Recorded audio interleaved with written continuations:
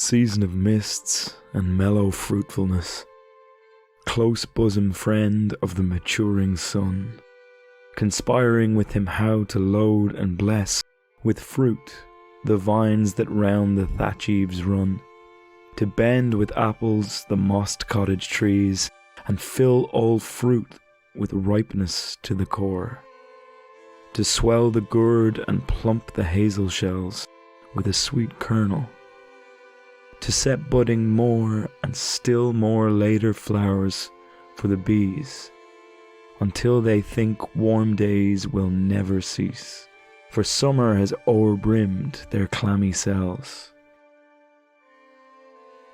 Who hath not seen thee oft amid thy store? Sometimes whoever seeks abroad may find thee sitting careless on a granary floor, thy hair soft lifted by the winnowing wind, or on a half-reaped furrow sound asleep, drowsed with the fume of poppies, while thy hook spares the next swathe and all its twined flowers. And sometimes, like a gleaner thou dost keep steady thy laden head across a brook, or by a cider press with patient look, thou watchest the last oozings hours by hours. Where are the songs of spring? Aye, where are they?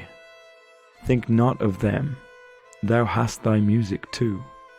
While barred clouds bloom the soft dying day, and touch the stubble plains with rosy hue, then, in a wailful choir, the small gnats mourn among the river sallows, borne aloft, or sinking as the light wind lives or dies. And full-grown lambs loud bleat from hilly bourne, hedge crickets sing, and now, with treble soft, the redbreast whistles from a garden croft, and gathering swallows twitter in the skies.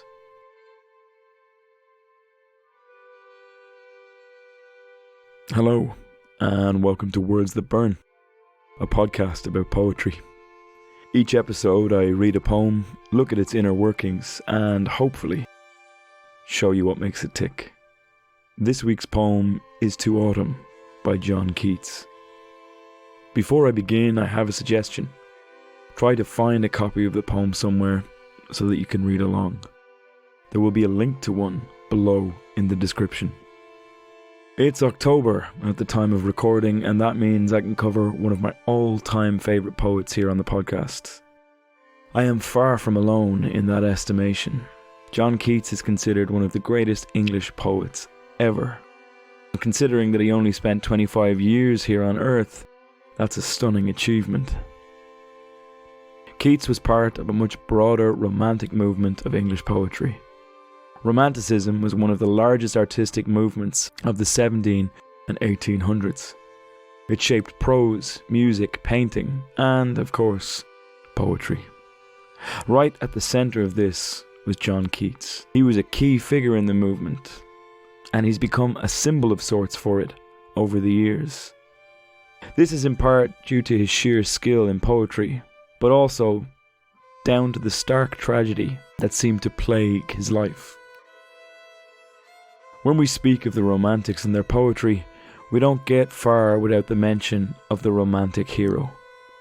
The romantic hero is one who, as academic Northrop Frye pointed out, is placed outside the structure of civilization and therefore represents the force of physical nature, amoral or ruthless, yet with a sense of power and often of leadership that society has impoverished itself by rejecting. On top of this style of rebellious individualism was a healthy dose of introspection and melancholy in equal measure. It's not hard to see how the Keats myth would grow to fit this larger-than-life shape. From the early days of his life, he seemed plagued by the spectre of misfortune. His father died by falling from a horse when John was very young. His mother then passed away from tuberculosis, or consumption, as it was known at the time. Tuberculosis seemed to be something that ran in the Keats family bloodline, also claiming his brother George, and finally Keats himself, in 1821. This misfortune, combined with chronic poverty and a travelling lifestyle bordering on nomadic, made him seem every inch the living, breathing romantic hero. However, far from being a melancholic misanthrope who craved solitude, Keats was adored by all who knew him. He was frequently hailed as the life of the party and one of the most amiable people on the English literary scene at that time. That's not to say that he lacked a solemnity all his own. Despite dying so young, by the end of his 25 short years, he was a poet and thinker of staggering maturity. By the time of this poem's writing, in 1819, Keats was tragically nearing the end of his life. He would succumb to tuberculosis and pass away just 2 years later, in 1821. We are lucky enough to know many of Keats' thoughts in these final years, thanks to his meticulous habit of correspondence. Keats was a constant letter sender, but these were no mere check-ins or updates. They were journal-like back and forths with some of his closest friends and relatives. It is thanks to these documents that we know the dates of many of his famous works and the inspirations behind them as well. For example, we know that this poem was inspired by a simple autumn walk that made an enormous impression on him. All this he wrote in a letter to his friend John Hamilton Reynolds. In the letter he wrote, "How beautiful the season is now, how fine the air, a temperate sharpness about it. Really, without joking, chaste weather, Dean skies. I never liked stubble fields so much as now. Aye, better than the chilly green of the spring. Somehow a stubble plain looks warm, in the same way that some pictures look warm. This struck me so much in my Sunday's walk that I composed upon it." It seems as though Keats has mustered all his considerable poetic might to do that impression justice. In the 3 stanzas of the poem, we see 3 distinct movements. Stanza 1 brims with life and abundance. Stanza 2 shows a world in which that abundance has been reaped. Finally, stanza 3 is facing into a bleak landscape, the time after the harvest that is left barren and empty. As they move through these 3 distinct images, readers will notice the feast of the senses in each one. The first is a tactile verse filled with life and a sense of growth. This is followed by sight in the second, where Keats bears witness to the majesty of the season. Then, finally, there is sound in the third, or rather the absence of it. This poetry of the senses was a lifelong pursuit of Keats. Each one can be clearly felt by the reader. They are made clear, even from the very first stanza. Season of mists and mellow fruitfulness, close bosom friend of the maturing sun, conspiring with him how to load and bless with fruit the vines that round the thatch eaves run, to bend with apples the mossed cottage trees and fill all fruit with ripeness to the core, to swell the gourd and plump the hazel shells with a sweet kernel, to set budding more and still more later flowers for the bees, until they think warm days will never cease, for summer has o'erbrimmed their clammy cells. Those first few lines are surely among the most famous in all of English poetry, and set the tone perfectly for autumn. They are haunting and calm all at once. There is a strong sense of the pastoral, a poem written to glorify an idyllic rural setting, in this first stanza. Words like mossed cottage trees and thatch eaves only reinforce this notion, though, while it shares the idyllic setting of a pastoral, it does elevate the subject of nature much higher than that usually quaint form. This is, in every sense, an ode to autumn. The ode is a form that Keats is renowned for. Odes seek to glorify something, and here it is nature that takes center stage.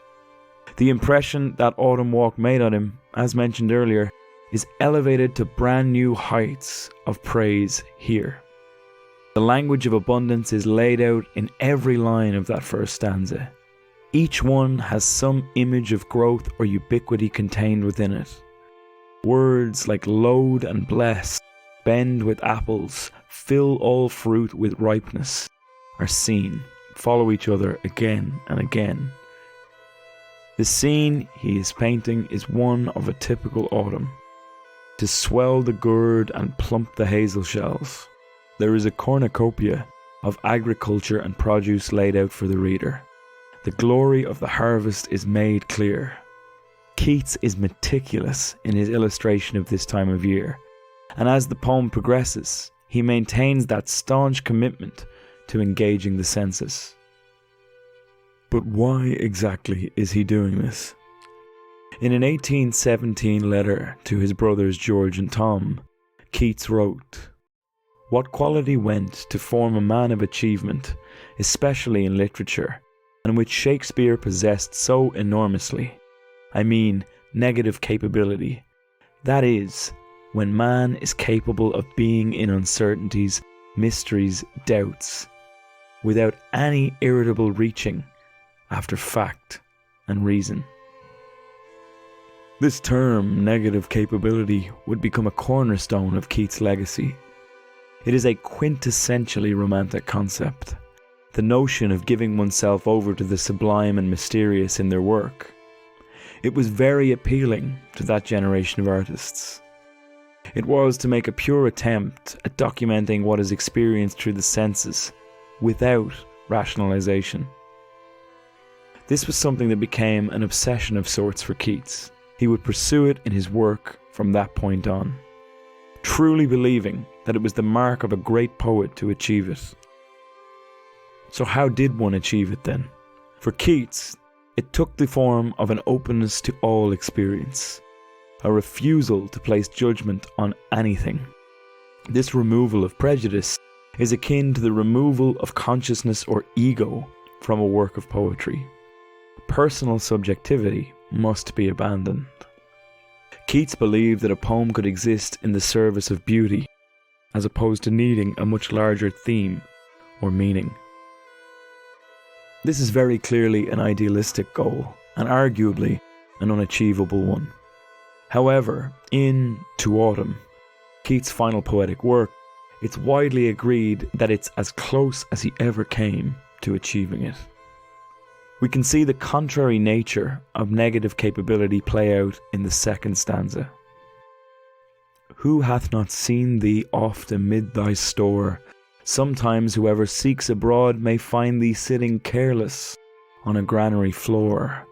Thy hair soft lifted by the winnowing wind, or on a half-reaped furrow sound asleep. Drowsed with the fume of poppies, while thy hook spares the next swathe and all its twined flowers. And sometimes, like a gleaner thou dost keep steady thy laden head across a brook, or by a cider press with patient look, thou watchest the last oozings hours by hours." Keats chooses to engage his reader with a rhetorical question. Who hath not seen thee oft amid thy store? Here the poet puts a question, and so structure and logic into his poem. But is he really addressing the audience when he says thee? The answer is no. This thee has been seen before in the poem, in the first stanza, in the second, and will be seen in the third. He is talking directly to autumn, talking about its beauty as though it were a person. We have moved from the idyllic scenes of fields and crops to an empty granary store. Suddenly, the abundance that dominated the first stanza is nowhere to be found. Each bounty has been reaped here, and the poem takes on an almost dreamlike quality. Words like sound asleep, drowsed, and laden head are littered throughout the text, immediately putting the reader in mind of slumber. The figure he is describing, whose hair is soft lifted by the winnowing wind, has a dual meaning. On the one hand, it's a very literal image of the branches of a tree being lifted and swayed gently in the breeze. But on the other hand, he could be describing an extremely idealistic harvester. This notion of the peasant farmer working away in a kind of humble glory was a very popular image during Keats's time. Here is an excerpt from academic Liana Vardas's essay on the topic. The 18th century thus adopted a new vision of the peasant. As a labourer, he was harmless and piteous, and therefore a natural object of charity and paternalist concern. As an independent farmer, he was virtuous, hard-working, and devoted to his family. Anxious to learn and to be guided, the peasant emerged as a fitting citizen of state. By the end of the 18th century, this figure had become an emblem for mankind. This new depiction of the labourer was very much in line with the humanist ideals of the Enlightenment, which Keats himself was very taken with.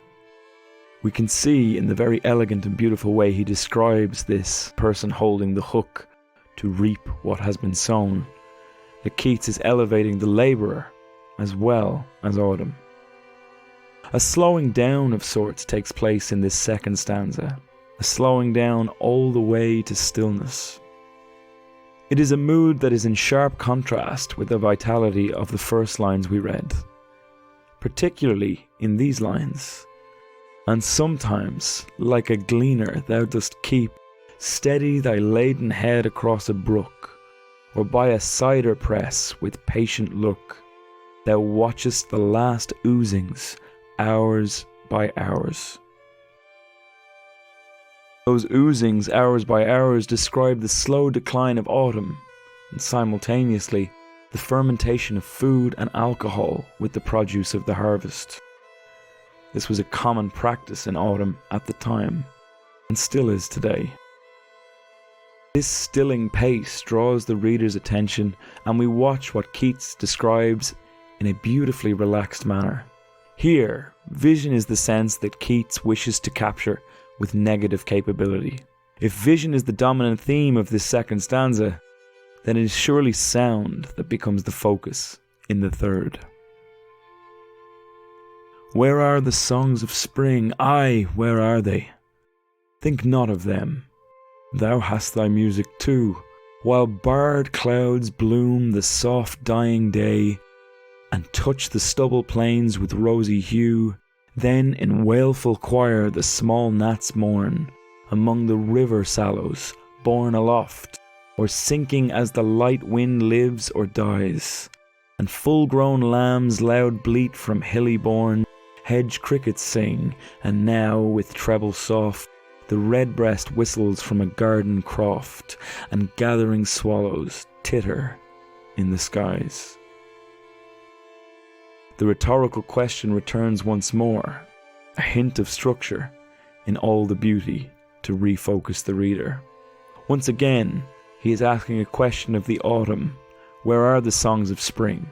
He then tells it to ignore it, that thou hast thy music too. In the previous stanza, Keats has described an emptied landscape. Now he describes a silent one. Here, the depths of autumn seize the pastoral landscape. Barred clouds bloom the soft dying day. Show us the shorter days and low golden light synonymous with the season, whilst all the flora has been turned a rosy hue. Then, without warning, we are reminded that autumn's a time of dying. There is a wailful choir of small gnats mourning, their time on this earth drawing to a close. Things we assume are eternal are cursed with a strange mortality, as even the light wind lives or dies. And yet, in response to this approaching winter, life seems to rally in the final lines, and we are left with a truly hopeful image. And full-grown lambs loud bleat from hilly bourne, hedge crickets sing, and now, with treble soft, the redbreast whistles from a garden croft, and gathering swallows twitter in the skies. Each tiny sound in that still landscape is a small act of rebellion, a reminder that autumn is not the end, but rather a stage. Lambs have reached maturity, not unlike the sun of the first few lines. The call of the two types of birds in the final lines is an oddly soothing image on which to close. It brims with the promise of something better. This poem can be seen as a cyclical one thanks to these lines. We began with abundance, saw it diminish, and now see it hinted at once more. In a way, it mimics the natural cycle of the seasons and is a reassurance that, no matter what might be reaped, life will continue as it always has.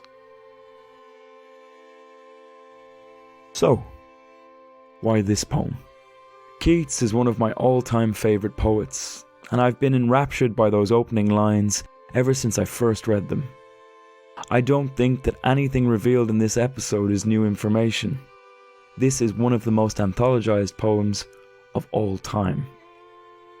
With that being said, I feel romantic poetry always benefits from a closer reading, not to mention being read out loud. As this is Keats' final poem, it is difficult to resist the temptation to view it as a swan song, a final bow of sorts.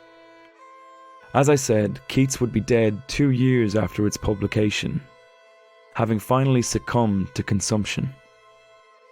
It's certainly not difficult to read the work as a man facing the end of his life and confronting his own mortality. Why else would he focus with such intensity on the fading and reaping of life? Why would Keats choose such morbid language in the final stanza, if not to deal with the theme of death? His letters do not support this reading. In one of his correspondences, it was disclosed that in 1820, when returning home from a social event with a friend, Keats coughed up a great amount of blood and, due to his medical training, deemed it to be arterial blood, and so knew that death would soon be upon him. With this in mind, the poem cannot be a swan song, as Keats was not even aware he was dying at the time of writing. Perhaps we could be romantic and imagine that he had some kind of premonition or lingering awareness of tragedy just around the corner. But without that, we can simply say that it is a reflection on the beauty of nature, one that would make any reader appreciate autumn. It is a wonderful reminder that as the nights grow long and the winds a little colder, there is still a bounty of beauty to behold in a season that is often considered gloomy. It is a work of stunning beauty that truly captures what autumn continues to bring to the world each year, and it slows us down just enough to appreciate it. What did you think of the poem? If you'd like to talk to me about it, or if you'd like to suggest something for this podcast, you can get in touch with me in a number of ways. Send me an email at wordsthatburnpodcast@gmail.com. You can check out my website, www.wordsthatburnpodcast.com. If neither of those suit you, you can check out Instagram at wordsthatburnpodcast, where you'll find helpful study guides and bonus material. If you would like to see any of the research that went into this podcast, you can check out my show notes through my website or click the link to Substack below. If you enjoyed this episode, if you know any huge Keats fans, my podcast would really benefit from either a review or you sending it directly to them. This episode was produced by me, Benjamin Colopy. The music in this week's episode was created by Sergei Cheremizanov and is used under Creative Commons license. I really appreciate you taking time out of your week to listen to me, and hopefully you'll hear from me again soon.